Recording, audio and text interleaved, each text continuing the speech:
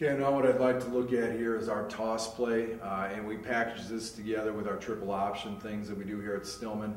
And what I love about the toss as a whole is that you really only have to have, to me at least, a handful of people do things well on this play to give us some success. I think the reality is that it is a play, though, that you need to have a little bit of speed at those halfbacks. If you have just normal, slower types of individuals, it's probably not going to be a great play, but if you do have that one kid that can scoot a little bit, it's a great play, and as long as they've got decent speed, it can end up being a pretty solid play for you. And what I really like about it is, to me, there's really not a big concern as far as blocking assignments and what people are doing. I'll just give you a couple of key points that we found with teaching this thing, and maybe a few things that maybe we might do a touch different than some other individuals have done that we found to be successful. The first thing that I think is important is just the motion itself.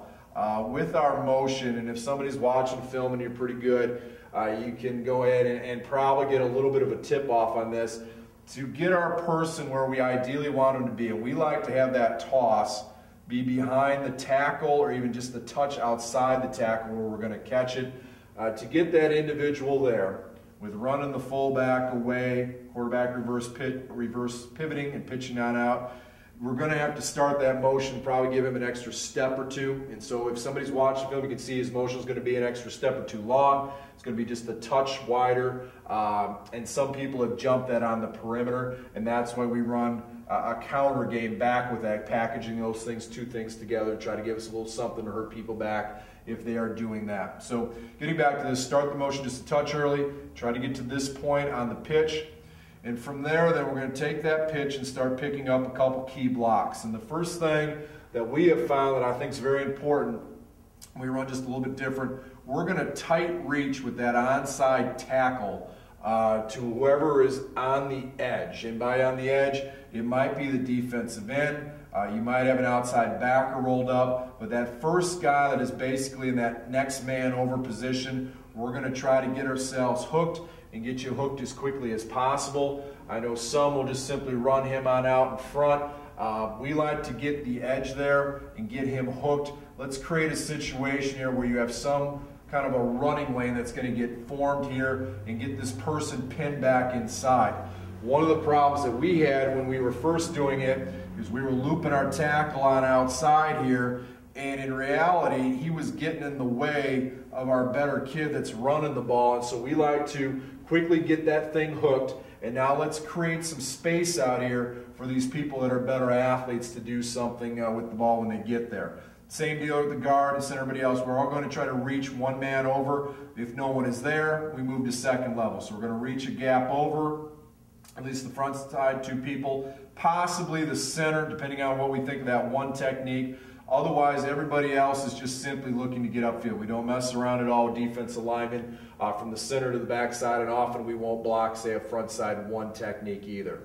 We had some trouble with people maybe keying that motion and that defensive end jumping outside and actually running us down. So that's why we've gone to this tight reach as kind of an automatic rule.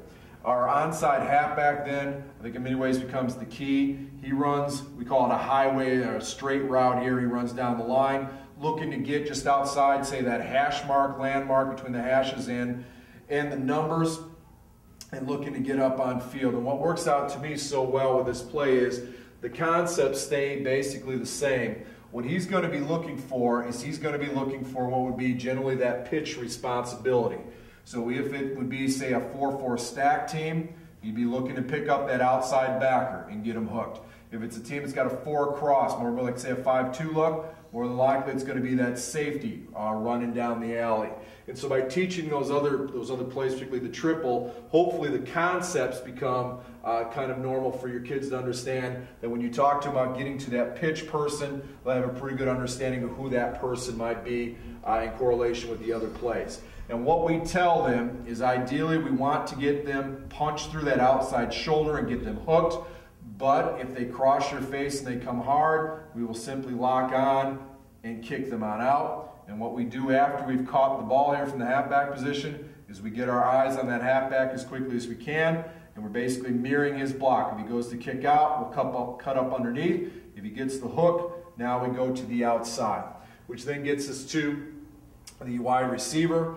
Generally speaking, we don't have a whole lot of hard corner, but we're just simply looking to stalk that outside shoulder on any sort of cover 3 or maybe 4 cross type of look.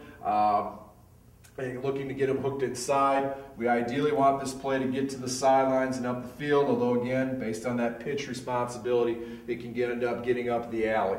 The other thing that's been a nice play for us as we run off of this play, the toss, if this corner and the safety are both coming hard, we simply fake a little stalk block and then have a go route, and we run a halfback pass off of that, which should keep either that corner or that safety pretty honest.